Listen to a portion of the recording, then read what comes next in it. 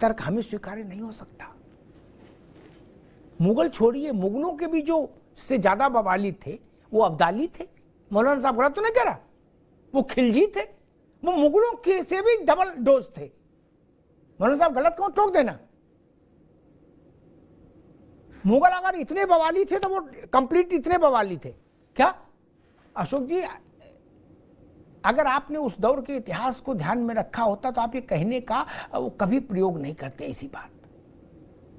अपराध मुक्त समाज दुनिया में कभी नहीं रहा, लेकिन हजारों महिलाओं को एक साथ जिबह कर देना, उनका यौन शोषण करना, और हजारों महिलाएं उस दर्श से बचने के लिए जलती आग में कूद जाएं, उसको आप किसी एक बलात्कार से कंप्लीट करेंगे और कहेंगे मुगल आए थे? क्या आप मुगलों को क्लीन चिट देना चाहते हैं? क्या आप अब्दाली और खिलजी को क्लीन चिट देना चाहते हैं? ऐबक को, तुगलक को? अब कहां हो रहा है जौहर? कहां हो रहा है हिंदुस्तान में जौहर? तब हुआ ना।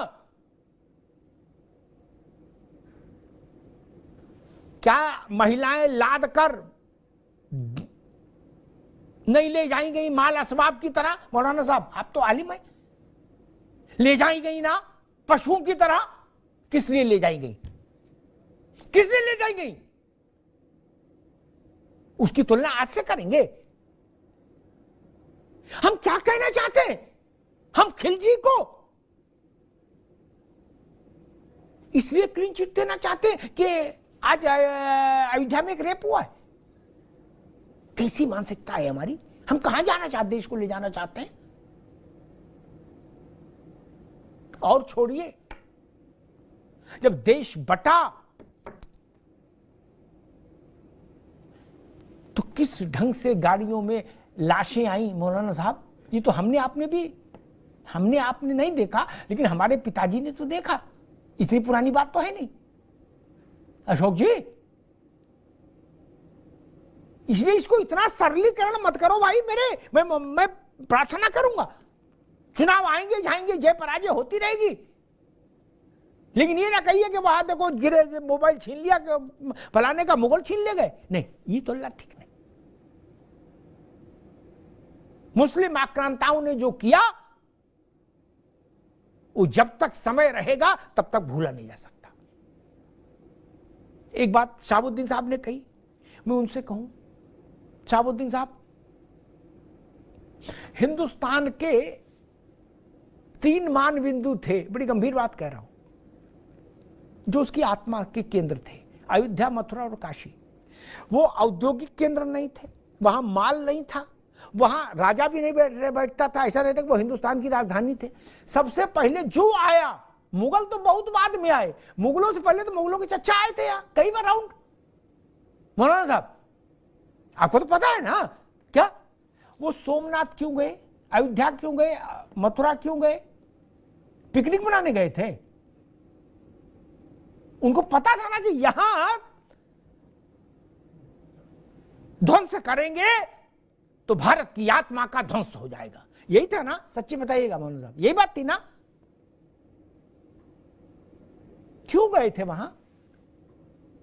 पिकनिक करने तो गए नहीं थे, और ना वहां आवे जमजम बांटने गए थे, ना कौमी एकता सम्मेलन करने गए थे वहां। मौलाना साहब गलत तो नहीं कह रहा, गलत कौन तुरंत टोक दीजिएगा। केशवराय के मंदिर का ध्वंस हुआ मथुरा में, कृष्ण जन्मभूमि पर कृष्ण के मंदिर का। उनकी जो मूर्ति थी उसको तोड़ा फोड़ा गया, फिर जो उसका वो था उसको ले जाके आगरा की एक मस्जिद की सीढ़ी के नीचे दफन क्यों किया गया? उसके पीछे कौन सी मानसिकता थी? सद्भाव की मानसिकता थी, कानून की मानसिकता थी, संविधान की मानसिकता थी, कोएग्जिस्टेंस की मान्यता थी, मानसिकता थी।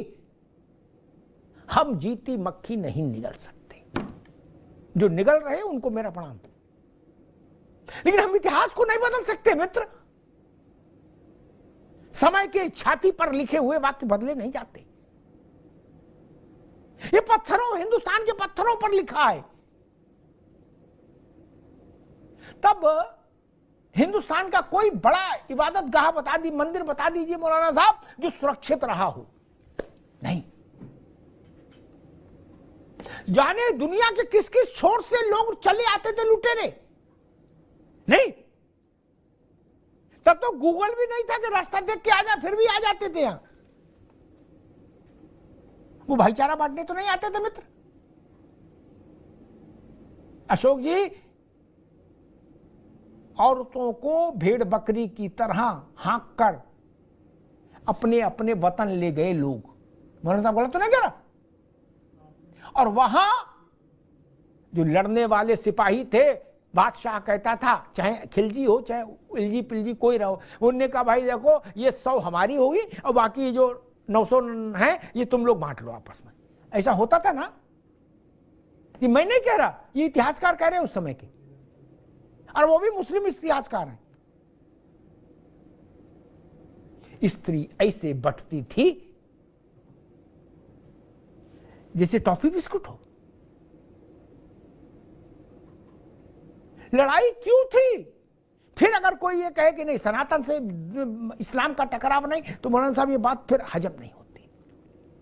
बहुत अदब से कहूंगा, ये बात मंजूर नहीं। टकराव था। आपको पास लूटी पाट करनी थी तो मुगल पर ही आक्रमण क्यों नहीं कर दिया खिलजी ने? नहीं ना, वहां तो भाईचारा था। क्या रोटी बेटी थी? मुगलों के बादशाहों की लड़कियां वो ले जाते थे डांट टपट के, लेकिन आक्रमण तो नहीं किया ना। आक्रमण अयोध्या पर, मथुरा पर, काशी पर, सोमनाथ पर क्यों? यह बड़ा प्रश्न है, इसका उत्तर चाहिए। इसलिए मैं कह रहा हूं महबूब अली व्यक्ति महत्वपूर्ण नहीं मेरे लिए। महबूब अली ने जो विचार की बात कही है वो खतरनाक है।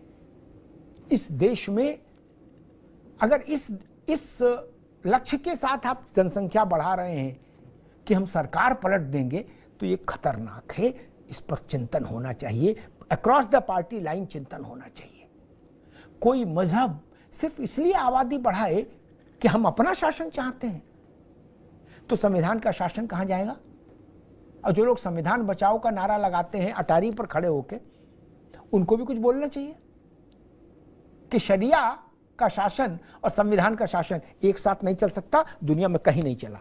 धन्यवाद।